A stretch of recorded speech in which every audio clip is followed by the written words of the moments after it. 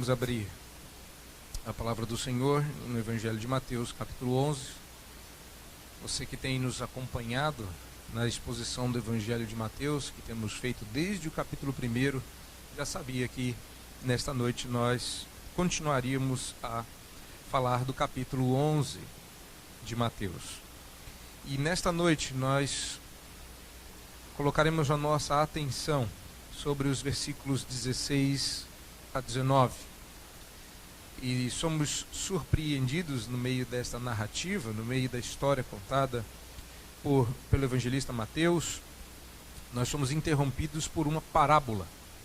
Então, embora daqui a pouco tempo nós estejamos no capítulo de número 13, se você der uma olhada, uma folhada na sua Bíblia, você vai poder contemplar com seus olhos aí o capítulo 13 e perceber que o capítulo 13 de Mateus é o famoso e conhecido capítulo das parábolas do reino.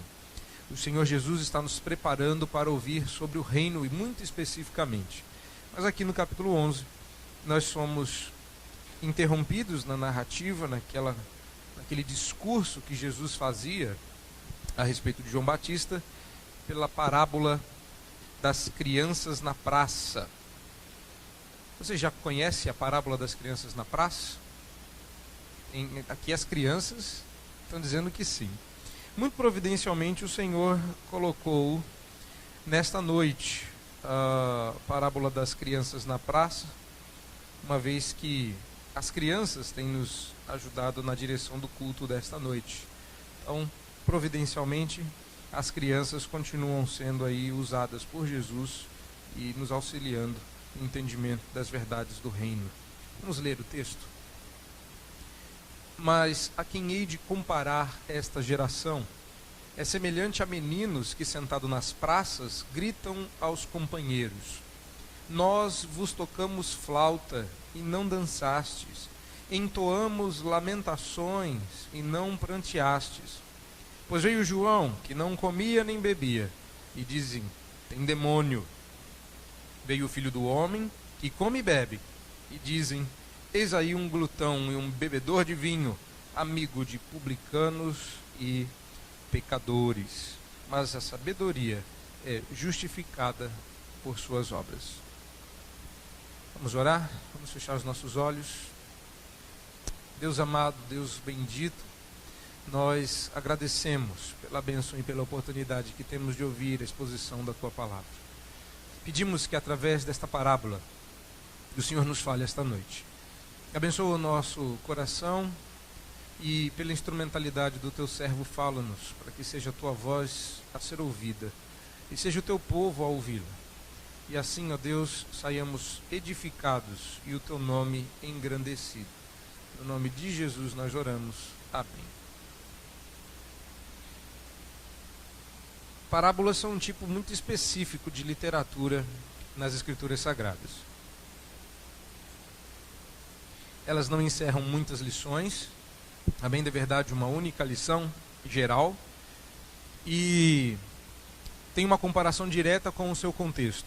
É claro que nós isolamos a parábola do restante do texto, porque é importante que cada parábola seja entendida naquelas peculiaridades que o Senhor Jesus levanta em cada parábola, naqueles detalhes que cada parábola tem de diferente uma da outra e explicam o contexto em que elas estão, a situação em que elas se encontram.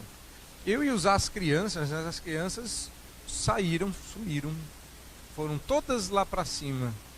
Isso, tá certo. Eu ia mostrar para as crianças, então as crianças vão ter que me ajudar de outra forma. Tem umas crianças aqui na frente, não é? Então, o que acontecia era uma situação como que numa praça. Eu vou pedir aqui que as crianças me ajudem. Vocês podem subir? Venham aqui. Isso, vem aqui. Vem aqui. Quer subir? Vem. Isso. Pode subir. Não quer não? Tá bom. Isso, senta ali. Isso. Isso, olha só. Isso, pode vir aqui.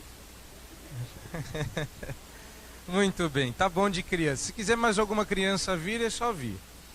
Então, Deixa a Bíblia aqui do lado, que vocês também quiserem podem participar. O que acontecia era que aconteciam algumas brincadeiras na época de Jesus, e Jesus muito atento, percebendo, a gente não sabe ao certo se algumas dessas parábolas foram usadas porque uma situação semelhante estava próxima ou visível. Mas certamente era uma coisa que fazia parte da cultura dos judeus, da vida comum deles, e Jesus usa para ilustrar. Então o que acontecia era que as crianças estavam na praça brincando, tá? E de repente essas crianças se desentenderam. E nós temos uma visão errada a respeito desta parábola. Parece que a leitura, à primeira vista, e um pouco mais superficial, dá uma impressão de que a situação era a seguinte: vocês daqui para cá, levantem e fiquem aqui. Isso, vem para cá. Vem para cá, isso. E vocês para cá, de pé.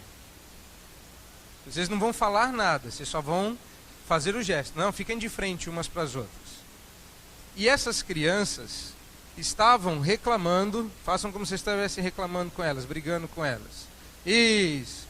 Elas estavam reclamando com essas crianças porque eles haviam tocado flauta e elas não haviam cantado e dançado.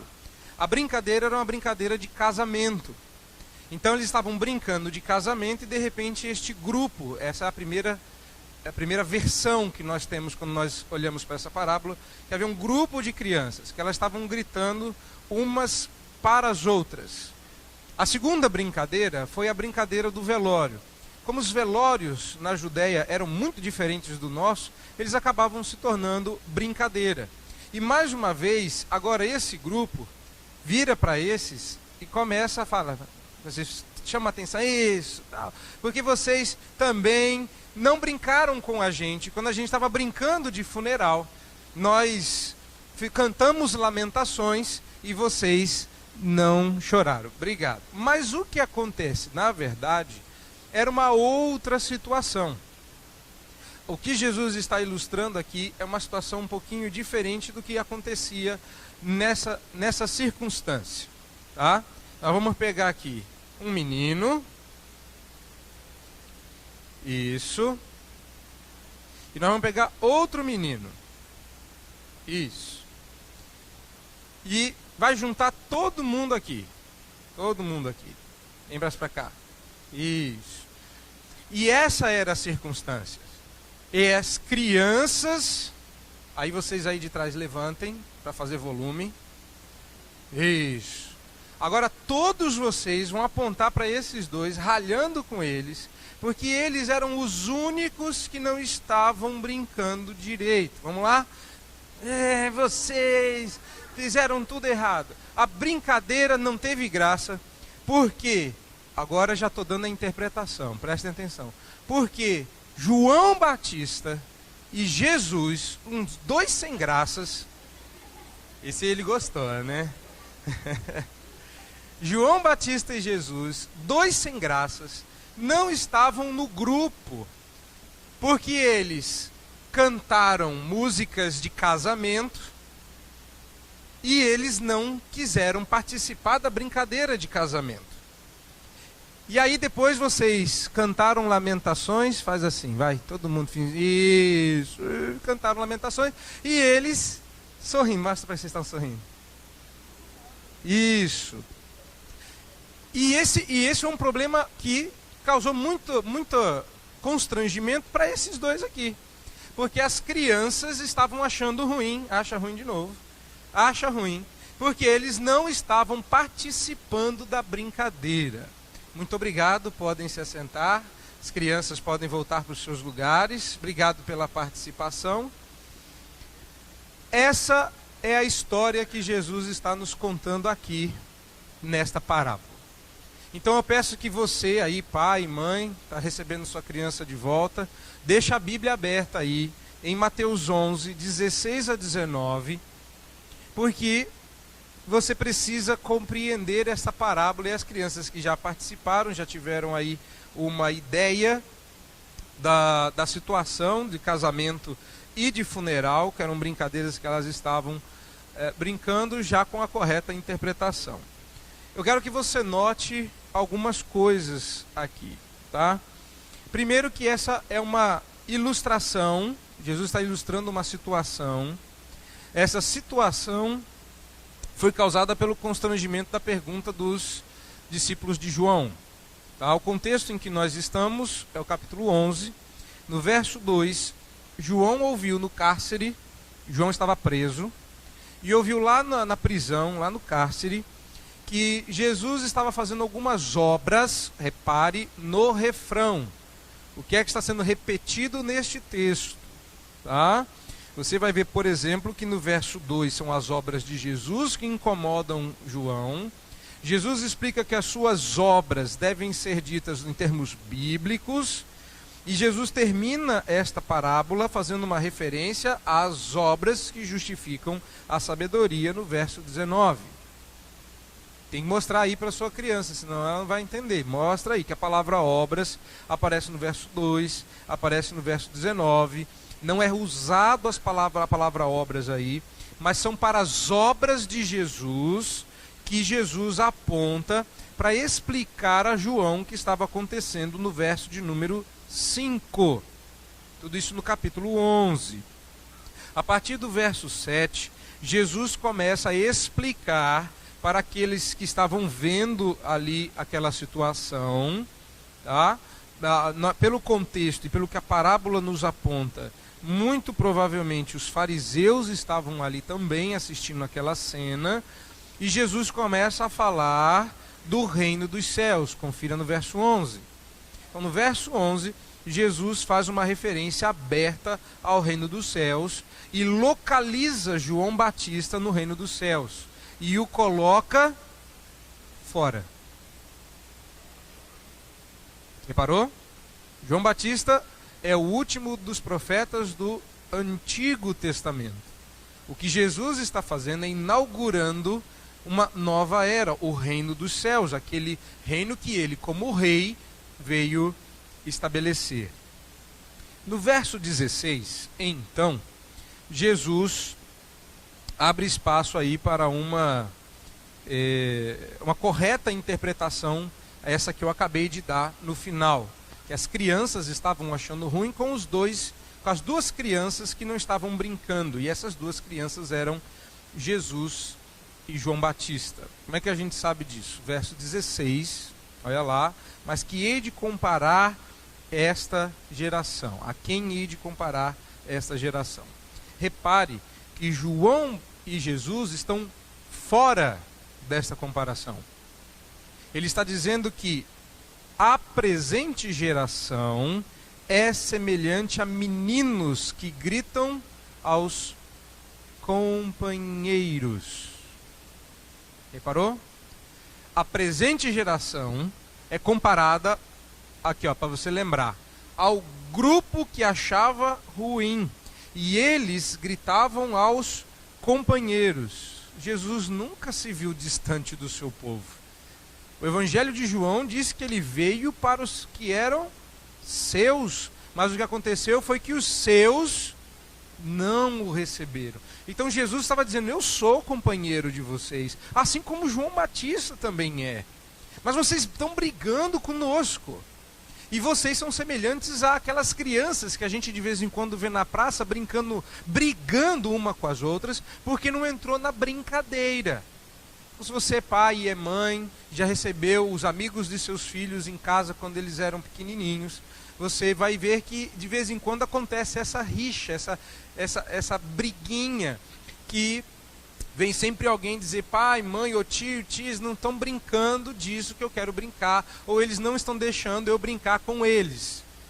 Não é verdade que isso acontece? Você lembra disso que aconteceu com você? Você ia reclamar e falar, poxa, ninguém quis brincar comigo de Power Ranger. Só para fazer uma ilustração que aconteceu hoje cedo na sala das crianças. E essa reclamação, Jesus está dizendo, parece coisa de criança o que vocês estão fazendo comigo e com João Batista. Por quê? Porque nós estamos sempre errados na visão de vocês. Verso 17. Vocês tocam flauta para dançar e lamentação para chorar, mas estão fazendo isso na hora errada. essa interpretação também coloca, agora você vai ter que traduzir para sua criança aí, né? Em termos cronológicos. Crianças, isso significa, cronológico significa na ordem correta do tempo. Tá? Então, primeiro veio quem? Jesus ou João Batista? Eu preciso que vocês, adultos, ajudem. Vocês não sabem quem veio primeiro, Jesus ou João Batista? João Batista. Depois veio quem? Jesus. Repare que João Batista era do tipo austero. Ou seja, vou explicar o que austero significa. Era uma pessoa mais séria. Ele era alguém que não era dado a brincadeiras. Ele se vestia de roupas rústicas. Ele não estava interessado em falar de modo elegante. Ele não estava interessado em agradar as pessoas. Ele era alguém com uma cara um pouco mais fechada, um temperamento mais fechado, entristecido, porque a sua mensagem era uma mensagem mais dura. Ele era o profeta do arrependimento. Aí o que o povo fazia? Olha lá o verso 17, tocava a flauta para ver se João Batista dava uma amenizada nesse semblante. Ô João Batista, alivia um pouco essa cara aí, desfaz esse bico, dá um sorriso, sorria João Batista. Vamos dançar um pouquinho. Tocava a flauta para ver, ilustrando aqui com a brincadeira do casamento. Jesus está dizendo, veio alguém com uma mensagem dura e séria e vocês tentaram dar uma amenizada. Uma amenizada. Ô João Batista, pega leve, não precisa fazer, não leve a vida a sério, não é? Ô João Batista, leveza, felicidade, alegria. Vamos lá, a vida é bela. Depois veio Jesus. Jesus era uma pessoa com outra personalidade, mais leve. Ele sentava e comia com as pessoas. Era convidado para ir para a festa, ele ia. João Batista não diria assim se fosse convidado por Mateus para o churrasco que ele deu na casa dele. Mas Jesus foi. E Jesus ia para as festas. E aí de repente o pessoal fala, que Jesus mais festeiro. Que Jesus mais chegado numa festa. Muitos de nós aproveitaríamos que no casamento de Caná acabou o vinho e daríamos louvores e honras ao nome de Cristo, porque acabou o vinho. Agora ninguém vai mais ficar bêbado, ninguém vai mais beber. No risco, ninguém corre o risco de se embebedar nessa festa. E vem Jesus, o amigo da festa, o amigo dos noivos, e faz vinho. Maravilhoso vinho. Ah, esse Jesus é chegado num vinho, diziam seus inimigos. Esse Jesus é chegado de uma festa. E o que os judeus queriam? Que ele se comportasse de outra forma. Jesus, baixa essa bola, está sempre alegre, sempre feliz. Seus discípulos não jejuam. Os discípulos de João aqui quase passando fome. E seus discípulos catando espiga no meio da plantação, querendo comer. Jesus, vamos aqui, ó. Vamos penetrar aqui, ó, concentração. Vamos dar uma chorada, vamos dar uma lamentada também. Ou seja, nada estava bom. João Batista era sério demais. Jesus era alegre demais. E para os fariseus e para o seu povo, tinha alguma coisa errada. Perceba que no verso 18, a explicação de Jesus da parábola é condizente, aí, ou concorda com o que nós acabamos de entender dessa parábola. Pois veio João, que não comia nem bebia, e diziam, tem demônio. Quer dizer, não come e não bebe, tem demônio. E quem come e bebe, então está certo. E veio Jesus, e aí ele usa um título messiânico, repare, Jesus coloca-se aí como o Filho do Homem, que come e bebe. Se João, que não come e não bebe, tem demônio, qual é a lógica? Se come e bebe, então está ok. Mas aí ele come e bebe, e dizem, eis aí um glutão e bebedor de vinho. Quer dizer, nunca está certo. Quem come, está errado porque come demais. Quem não come, está errado porque não come nada. Já reparou? É igualzinho você e eu. Nós não estamos muito diferentes desta situação. Então essas crianças representam os homens da presente geração, né? As pessoas da presente geração, ou seja, nós não somos muito diferentes do que aquele povo lá. Tá? E cabe a nós aqui, então, uma vez entendida, pelo menos, a mecânica desta parábola, entender as lições que o Senhor Jesus nos ensina através deste texto. E eu peço a sua atenção agora, muito especificamente, ao que vem sendo dito aqui. Eu acredito que a primeira grande lição que nós podemos observar aqui tem a ver com os mensageiros que Deus envia. João e Jesus aqui não se diferencia, pelo menos não aqui neste momento. Observe, Jesus não está interessado em ele mesmo fazer essa diferenciação. Ele quer forçar você a chegar à conclusão óbvia de que Jesus e João são pessoas não só diferentes, porque isso Jesus já está dizendo aqui, mas ele quer que você chegue a uma conclusão extremamente relevante a respeito dele. Ele poderia muito bem ter dito: João veio sem comer e sem beber, e eu vim. Mas ele não diz isso. Ele se refere a si de modo velado, como o Filho do Homem. Ainda no Evangelho de Mateus, até o fim, você leitor, eu e você, que não somos os leitores imediatos de Mateus, nós estamos há muitos anos depois dessa publicação, ainda estamos, por causa da maneira como Mateus escreveu esse texto, sendo confrontados com a pessoa de Jesus revelada aqui nesse texto. Ou seja, esse texto fala sobre Jesus. Foi escrito para você, mas fala sobre ele. Deus enviou 2 mensageiros. Deus enviou seus mensageiros nas pessoas de João e Jesus. Mas seus contemporâneos nada fizeram senão achar neles motivo de escândalo. Então eu quero que fique bem claro para você que hoje nós, os cristãos, somos os mensageiros de Deus. Deus enviou João e Jesus nos enviou. Essa foi a mecânica que ele mesmo disse: assim como Deus me enviou, eu vos envio. E hoje, quem são os enviados? Quem são os mensageiros? E aqui a ideia de mensageiro. João trouxe uma mensagem. Jesus trouxe uma mensagem. Eles personificavam a sua mensagem. João falava sobre arrependimento e era alguém sério. Jesus falava sobre a salvação e o reino dos céus e era alguém alegre. Eles personificavam a mensagem que traziam da parte de Deus. Hoje nós, os cristãos, somos os mensageiros de Deus, profetas da verdade de Deus e, muito especificamente, nós, os pastores, somos os profetas e mensageiros da verdade de Deus. E é por isso que o pastor é também conhecido pelo equivalente grego ao termo mensageiro. Se você não sabe, se você está anotando, anote aí como é mensageiro em grego. A palavra é anjo. E é por isso que o pastor muitas vezes é chamado de o anjo da igreja. O anjo não é o protetor da igreja. Ele não é o super crente da igreja. O anjo não é aquele que tem os poderes miraculosos para operar milagres. Não. Anjo significa mensageiro. É o que a palavra angelos significa. Anjo. Ou seja, um mensageiro do Senhor. O que isso significa então? Qual que é a implicação disso para nós hoje?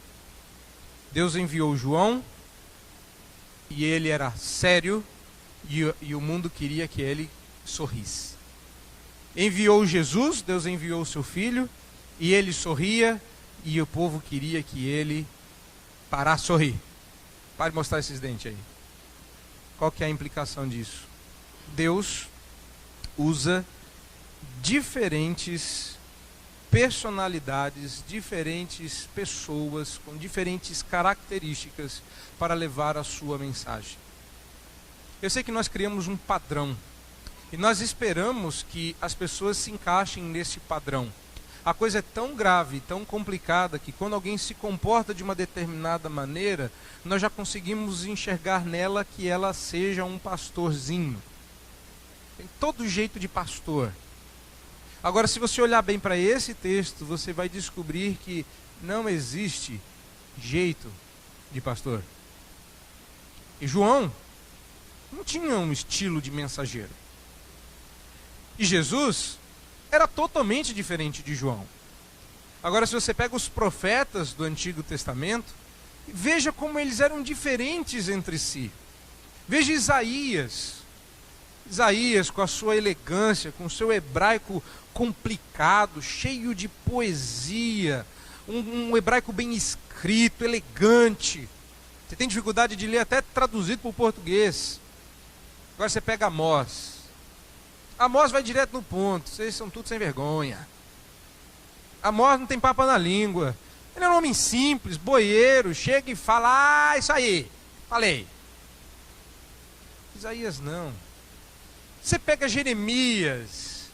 Jeremias, um cara circunspecto, choroso. Alguém que você dificilmente encontraria às risadas e às rodas das festas. Um homem que foi chamado por Deus para chorar as lágrimas que a sua nação, pela insensibilidade do seu coração, não conseguia derramar. Você pega, por exemplo, Ezequiel. Um homem que foi treinado a vida inteira para ser sacerdote, é chamado por Deus para ser profeta. Um homem que consegue ser um pouco Isaías, um pouco Amós, pregava muito bem, diz a Bíblia. Pregava tão bem que o povo se reunia à frente dele e dizia: você é para nós como quem canta canções de amores. Era uma versão veterotestamentária do Roberto Carlos. Eu sentava lá, puxa, mas como ele prega bem. Entrava por um ouvido e saia pelo outro. Mas, nossa, como Ezequiel fala bem, né? A gente não vai prestar atenção em nada do que ele está falando, mas, puxa vida, que gostoso quero ouvir Ezequiel. Pensa em Jonas, mal-humorado, indisposto. Diga a Nínive, e ele disse da pior maneira possível. E a minha pergunta é, eu dei aqui alguns perfis. A minha pergunta é, quais deles Deus usou? Resposta? Todos. Deus vai te usar do jeito que você é, mas o mundo vai pôr pressão para que você seja da maneira como eles esperam que você seja. Ruim é quando nós encontramos dentro da igreja pressão para que os mensageiros do Senhor sejam da maneira como nós achamos que eles devem ser. E esquecemos que Deus nos usará como somos. Se você é sem graça, Deus vai usar você em toda a sua sem gracice. Se você é engraçadinho, Deus vai usar toda a sua graça para revelar a graça dele aos pecadores. Se você é tristonho, Deus vai te fazer chorar lágrimas que outros não conseguem. E se você é mais feliz, como a filha Alana costumava dizer quando era pequena, eu falo muito que eu nasci feliz. Então, se você é esse tipo de pessoa que nasceu feliz, que acharam que você estava chorando, mas era uma gargalhada que você estava dando quando é pequeno, você é esse tipo de pessoa que tudo está sempre bom, talvez você seja um instrumento de Deus para alegrar a vida daquele que precisa de consolo. De uma forma ou de outra, eu quero que todos vocês aqui dentro saibam, Deus te fez assim, porque Deus quer te usar assim. Então para de querer ser igual aos outros. É assim, na diferença de pessoas diferentes, que nós conseguimos enxergar um Deus plural. Um Deus que se manifesta na sua multiforme graça. Que levantou uns para serem apóstolos, outros pastores, outros mestres, outros missionários, outros para o ensino, outros para a ação social, outros para um trabalho, outro para outro. Porque Deus quer pessoas diferentes. Porque Deus não fez todo mundo num molde só. Assim como João e Jesus. João e Jesus. Eles eram pessoas diferentes, usadas para fins diferentes, com vistas a mostrar a graça de Deus. Então a primeira lição que nós tiramos daqui é: Deus tem diferentes mensageiros, porque a mensagem tem diferentes aspectos. Deus tem diferentes mensageiros, porque a mensagem tem diferentes aspectos. Ela não é uma coisa só. Ela é uma mensagem multifacetada, ou seja, tem várias faces. É como um diamante, é bonito porque tem várias faces, ele não é unidimensional. Depois, nós podemos perceber uma segunda lição aqui nesse texto. Repare que Jesus, quando conta essa parábola e explica que não interessa se você é João ou se você é Jesus, você vai estar sempre errado. Você é triste, querem que você sorria, você sorri, querem que você se entristeça, você vai estar sempre errado. E a segunda lição que nós podemos tirar aqui é que esta parábola ilustra a pressão do mundo sobre nós, para que nós amoldemos o nosso comportamento em consonância com o mundo. O mundo estará e está sempre exercendo forte pressão sobre nós, para que você se comporte como o mundo espera ver você se comportando. Nós não podemos ser exceção segundo o mundo. Já reparou que quando você diz que é um cristão, um evangélico, eles já esperam que você se comporte de uma determinada maneira? E eles pressionam para que você se comporte de outra? Já percebeu a pressão para que você reaja de uma forma que contraria a sua fé, que contraria aquilo que você crê? Se você não está sendo pressionado para viver como o mundo, é porque você já está vivendo como o mundo. Você não precisa de pressão. A gente pressiona até que a coisa entre no eixo. Entrou no eixo, a gente para de pressionar. Você não está sentindo pressão do mundo? Mau sinal. Mau sinal. E por que existe esta pressão? Porque o mundo cria expectativas a nosso respeito. Somos profetas da verdade de Deus. E esta, definitivamente, não é a expectativa do mundo a nosso respeito. Vou repetir. Se somos enviados como mensageiros, tal qual João e Jesus, nosso Mestre e Senhor, então somos, como João e o Senhor Jesus, profetas da verdade de Deus. Isso significa que nossa boca se abre para falar a verdade e o mundo quer que você fique... Crianças, ajudem, que os adultos não entenderam. O mundo quer que você fique calado. Essa é a expectativa. Ninguém espera que você reaja diferente do mundo. Expectativa e pressão. Eles esperam que você, calado, haja como eles. Se você resolve falar e agir diferente, o mundo pressiona. Como ele pressiona? Você está muito sério, eles tocam flauta. Eles fazem piadinha, eles tornam leve o que é pesado. E dão peso ao que é leve. Reparou que João e Jesus vieram nos termos que Deus queria, mas o mundo inverteu esses valores. E é exatamente isso que o mundo vai fazer. Esperar que você se comporte como eles, e se você não o fizer, ele vai pressionar. Qual é essa implicação? Como é que isso se desenrola na prática, meus irmãos? O mundo, eles esperam que concordemos com as tendências que o mundo nos impõe. E pior, lamento informar, eu acho que estão um ponto à frente. Está um ponto à frente. Muito recentemente, eu fiquei sabendo disso porque um aluno me informou que uma novela de uma determinada emissora de TV, que eu não vou dizer o nome qual é a novela, só vou dar um salve para o Jorge.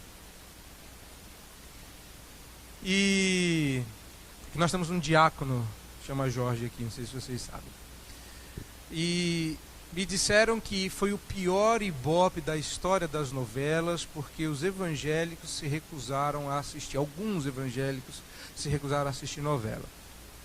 Enquanto está todo mundo dando urras de alegria por causa deste grande feito, acho que esse aluno é brilhante, porque ele tirou, acho, pastor, nós temos duas conclusões aqui para entender dessa situação.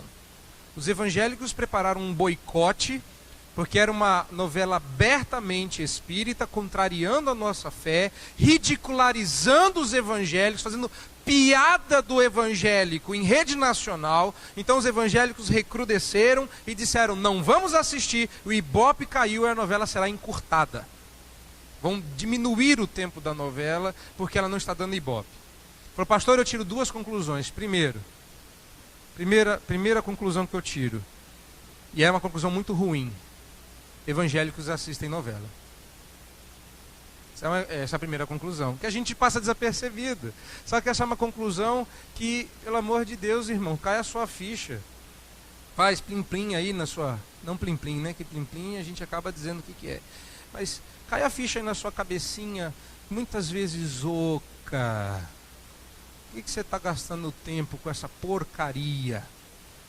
Segunda grande explicação: se os evangélicos quisessem, eles demandavam o que acontecia na televisão, que eles dão um ibope. E se eles param de assistir, o ibope cai de tal forma que tem que interromper. Sabe de uma coisa? Se a gente parasse de dar ibope para Satanás, se a gente parasse de dar ibope para o mundo, que são nossos inimigos, se nós fizéssemos aquilo que Deus manda na sua palavra, resistir ao diabo, e o que ele faz? Fugirá de vós. Se nós fizéssemos isso, ele corria, como está correndo. O mundo faz pressão, e o mundo tem expectativas, mas na hora em que você se levanta contra esta pressão, na hora que você não vai na concordância dessas expectativas, o mundo espera que concordemos com a tendência que ele impõe. Ele espera que nós não confrontemos a mentira com a verdade e que nos acovardemos diante da pressão, da intimidação e do cerceamento imposto. Mas quando nós reagimos, eles arrefecem. Eles não aguentam.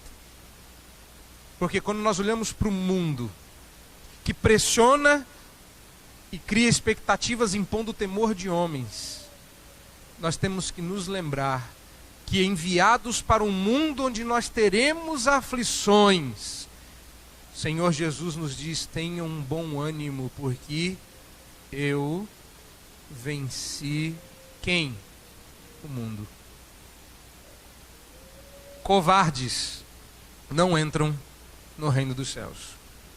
Então eu vou dizer para vocês, olhando para vocês aqui, se você está cedendo à pressão e cumprindo com as expectativas, com o currículo do mundo, você é um triste covarde.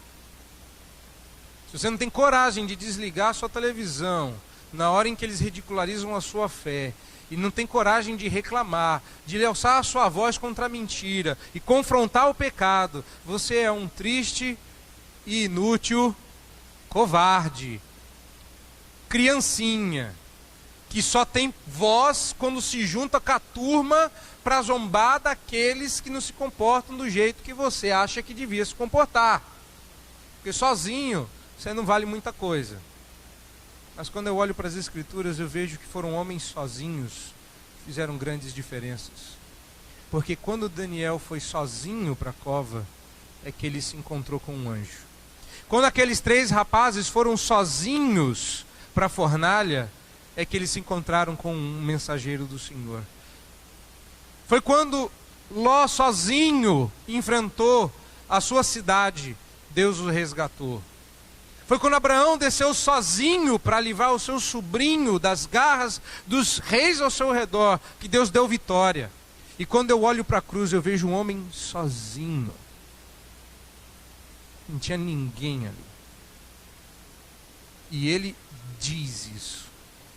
Eu estou só. Até Deus o desamparou. Deus meu, por que me desamparas? É na solidão. É quando você é a criancinha zombada pela turma. E você vê até onde a sua fibra moral aguenta. João e Jesus estavam sozinhos. E todas as crianças ao seu redor zombavam deles. Nós respondemos primeiramente a Deus. Antes importa sermos a Ele obedientes. O mundo não quer que você seja exceção. Diga não ao mundo. Diga sim a Deus. Terceira e última lição. Jesus nos diz aí no finalzinho que ele era acusado, olha aí, de glutão e bebedor de vinho, amigo de publicanos e pecadores. Eu quero convidar você a abrir a sua Bíblia lá em Deuteronômio, capítulo 21.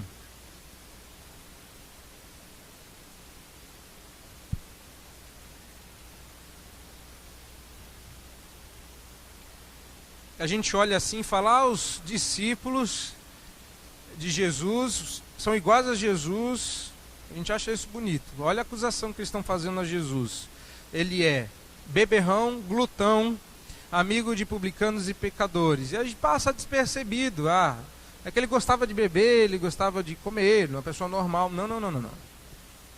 Não. O que aqueles homens estavam dizendo a respeito de Jesus era mais grave.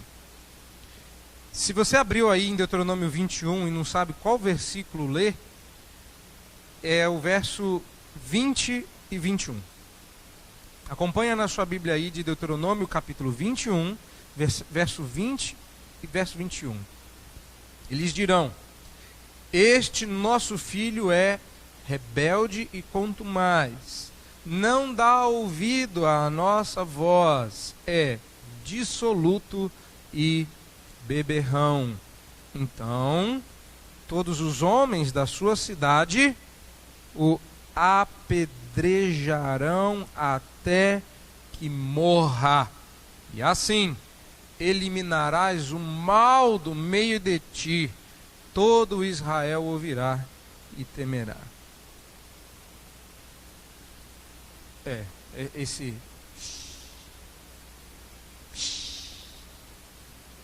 é a maneira como a gente reage quando diz: uau, essa era a acusação que estavam fazendo contra Jesus. Eles já estavam tramando a morte de Jesus.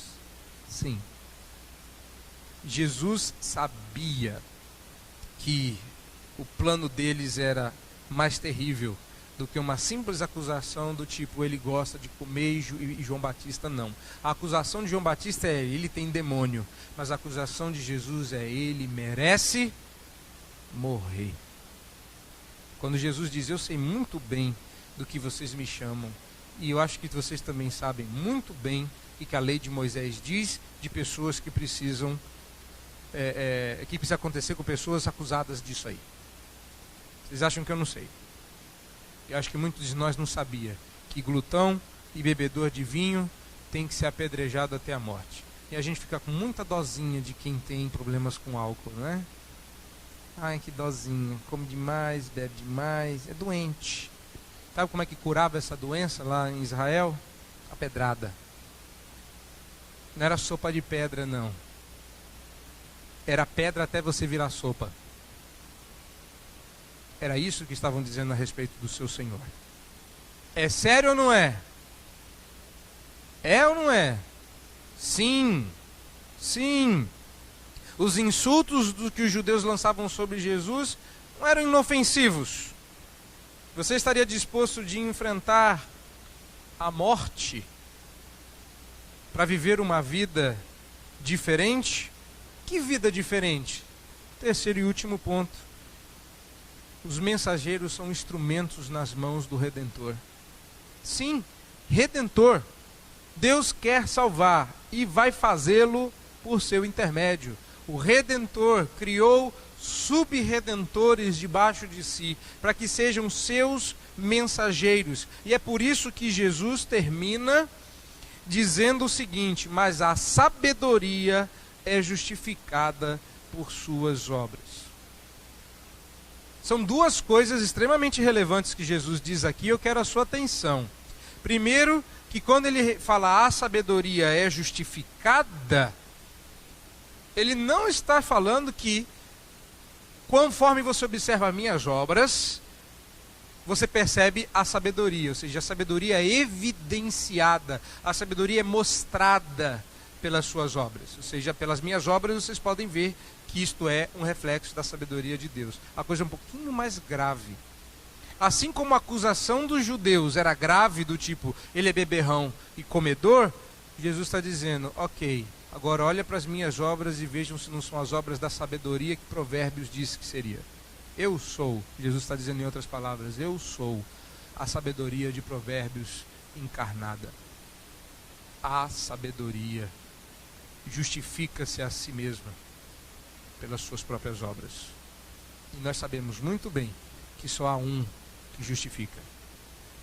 E que a salvação, a gente anda dizendo aí, que não é pelas obras, não é? Falamos sobre justificação, a gente lembra, justificação pela... Ninguém sabe, né? Justificação pela igreja, não. Justificação pelas crianças, pela praça. Justificação pela...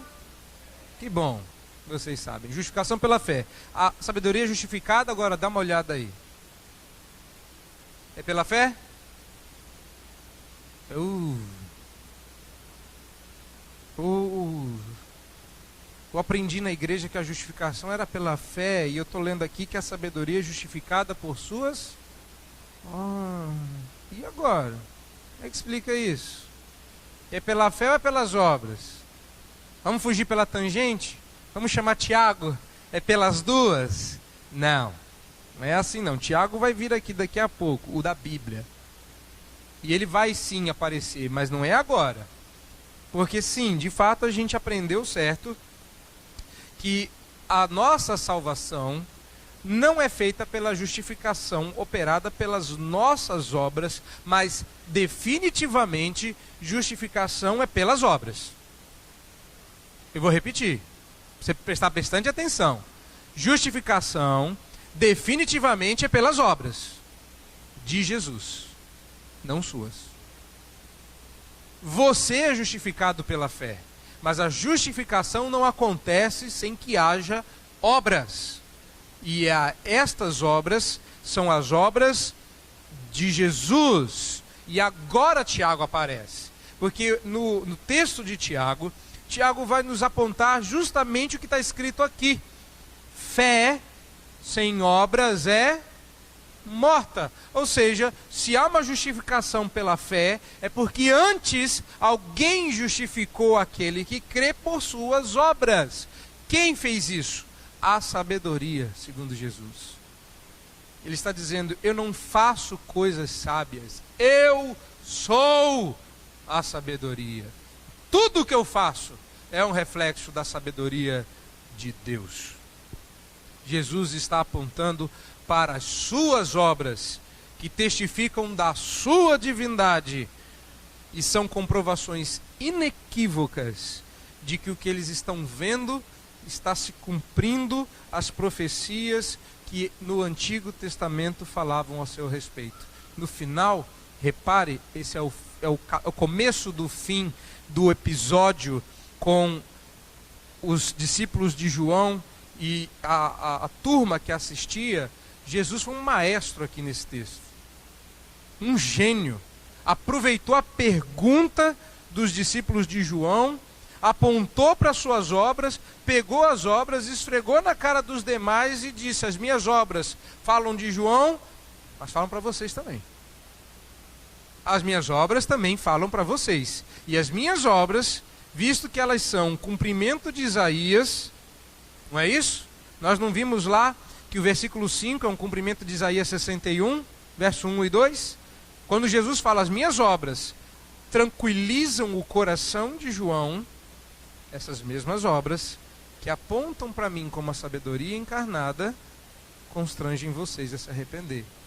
Ou seja, a mensagem, o evangelho que nós carregamos nos lábios, como mensageiros que somos, como instrumentos nas mãos do Redentor, continua e continuará sendo cheiro de morte para os que morrem, cheiro de vida para os que vivem. Minhas obras consolam o coração de João, minhas obras mandam vocês para o inferno, porque vocês não creem. E ele mandou uma mensagem evangelística para João na cadeia. João, lembra do Antigo Testamento e creia, e console o seu coração. E vocês que não estão crendo, saibam que as minhas obras consolam o coração de João, mas a menos que vocês creiam, vocês vão deixar a sabedoria passar, porque a sabedoria é justificada por suas obras. E o que aconteceu foi que os publicanos, aqueles com quem Jesus andava aí no meio do verso 19, mulheres sem moral, rejeitados como marginais pelos religiosos daqueles dias, eles viram reveladas em João Batista e em Jesus a sabedoria de Deus. Ambos, João e Jesus, proclamaram a mensagem de redenção. João com toda a sua austeridade no Jordão, e Jesus ao redor das mesas nas casas. Ambos foram mensageiros da verdade de Deus. E o que aconteceu foi que pessoas foram salvas por intermédio deles. Sim, deles, porque os crentes do Antigo Testamento também foram salvos pela fé no Messias que viria. E é isso que Jesus faz com João. Reacenda a sua fé, João, que o Messias que viria veio. Mas ele confronta: eu vim e vocês não estão conseguindo me ver. Vocês só me veem como alvo da sua zombaria, enquanto eu deveria ser alvo da sua adoração. Termino. Como? Mostrando que essa parábola dos meninos da praça ilustra a maneira como o mundo nos vê. Essa é a maneira como o mundo nos vê. O cristão deve ser um espelho de Cristo. Na verdade, ele já o é. Às vezes ele é um espelho bom, às vezes ele é um espelho manchado, mas somos um espelho do Redentor. Somos cristãos, vemos aqui dominicalmente, aprendemos do Senhor Jesus, somos confrontados com a sua verdade, ouvimos os diferentes mensageiros com as diferentes faces da verdade, nos dispomos a ser instrumentos na mão do Redentor. Então eu gostaria de terminar dizendo que sim, nós somos espelhos do Senhor Jesus, ou seja, ao nos ver, o mundo tem que ver Jesus. E isso é bom, não é? É bom, mas dói. Como assim? Se ao ver o crente, o mundo enxerga Jesus, por mais digna que seja a nossa vida, por mais indigna que ela possa ser também, dignidade ou indignidade, ao ser de Cristo, é assim que o mundo acaba nos vendo, como Jesus. E isso é bom, mas é ruim. Sei que normalmente as coisas são ruins, mas são boas. Mas essa é uma coisa boa que também é ruim. Como? Explica direito. Vou explicar. O problema é que a reação que nós esperamos é que o mundo fique assombrado com a nossa santidade. Ou seja, eu sou um espelho de Cristo. O mundo ao me ver vai ver o meu Redentor. O que eu espero que o mundo faça? Olha como ele é santo. Olha que pessoa fantástica. Ele é diferente. A gente espera que o mundo fique assombrado com a nossa santidade. Não é? Você de vez em quando não gostaria de brilhar igual Moisés? É como a gente ouviu no MP São Paulo. Tem pregação que deixa a gente tão cheio de si que dá a impressão que a mensagem voando. Mas você ouve uma pregação dessa, dá uma desanimada. Não é bem assim não, pastor. Mas de vez em quando a gente não quer que o mundo olhe para nós e peça para que a gente ponha um véu na cara, que a nossa santidade brilha demais. Assuma que é. Senão, nós adoraríamos que o mundo, ao nos enxergar como somos iguais a Cristo, ficassem admirados pela nossa humildade. não é? Ai, aqui falando é crente, ele é tão humilde. Você fica todo humilde, não é? Como eu sou humilde. Deus amado. Hoje em dia eu só oro para que Deus me dê sabedoria. A humildade Ele já deu. Não é isso? Para usar bem a minha humildade. A gente espera que o mundo fique constrangido pela nossa honestidade e retidão. A pessoa está pecando e enxerga, opa, chegou o crente, constrangido. É uma pessoa honesta, uma pessoa reta. Não é assim? Não é isso que a gente espera que o mundo veja em nós? Pois é, sabe o que é isso? Isso no mínimo, é ignorância bíblica. No mínimo. No máximo, no talo, no topo dessa montanha, um orgulho miserável que torna todo o seu exemplo indigno. Por que eu estou dizendo isso? Irmãos, olha para o texto. Se eles reagiram a Jesus assim, se hoje João e Jesus estivessem aqui, eles continuariam reagindo ao ministério de João Batista e de Jesus da mesma forma. Porque você acha que eles te consideram ou te considerariam mais dignos do que João e do que Jesus? Se ao te ver, veem a Jesus, então eles continuam te enxergando e te considerando indignos da sua amizade e da sua companhia, porque nós somos para eles marginalizados e deveríamos ser rejeitados como tais. Deu para entender a gravidade da coisa? Nós queremos ser mais bem tratados que João e Jesus. Mas só que se ao nos ver, eles nos veem como eles, então vão nos tratar como trataram João e Jesus. Novidade aqui no capítulo 11? Não devia, porque alguns capítulos atrás, Jesus disse que nós seríamos tratados como ele iria ser tratado. Então aqui Jesus começa a ser tratado como ele previu que seria. E nós estamos esperando o quê? Que o mundo nos trate melhor? Se ao nos ver, eles veem esse Jesus, o mundo que viu Jesus quis fazer ele chorar enquanto ele ria. O mundo que vê você enxerga Jesus. E quando você estiver sorrindo, eles vão forçar você a chorar. Eles vão, sabe como o mundo faz isso? Ele vai colocar para você um filminho, uma novelinha, uma historinha, uma revistinha, um jornalzinho, um amiguinho, que quer fazer você torcer pelo vilão. Já assistiu um filme? Eu não sei quantos de vocês gostam de assistir filme. Eu gosto de fazer o que eu não posso, né? Não tenho tempo para assistir filme. Mas eu gosto. Mas não é horrível quando de repente você se pega torcendo pelo vilão? Torcendo para que aquela pessoa da novela, que eu sei que crente... Eu achava que crente não assistia novela, mas depois dos últimos acontecimentos, esquece. Tá? É como aquele cabra da novela, tu está torcendo para que a mulher apronte para ele se separar da esposa para casar com a moça que ele se apaixonou no serviço. Está torcendo pelo divórcio, torcendo pela sem-vergonhice. Lindo! Você está encantado pela cena de beijo adúltera de um homem casado com uma moça solteira. E você está lá, que lindo, o amor deles vencerá. Um amor espúrio, um amor adúltero. É isso, é pressão, é o mundo contando lamentação, forçando você a chorar, e você lá, com a lágrima para cair. Eu sou crente, eu não vou chorar, eu sou crente, eu chorei. É o mundo querendo fazer você sorrir quando você devia achar coisa triste. Que triste isso. Esse homem devia ser fiel, essa mulher devia ser fiel, esse menino devia obedecer os pais, essa moça não devia desonrar os pais dessa forma. Estão fazendo você sorrir quando você devia chorar. É o mundo fazendo pressão, meu querido. É o mundo perguntando na sua sessão: tem algum crente aqui que eu vou contar piada? E você lá: não, eu estou doido para ouvir a piada, queria rir também. É o mundo fazendo pressão.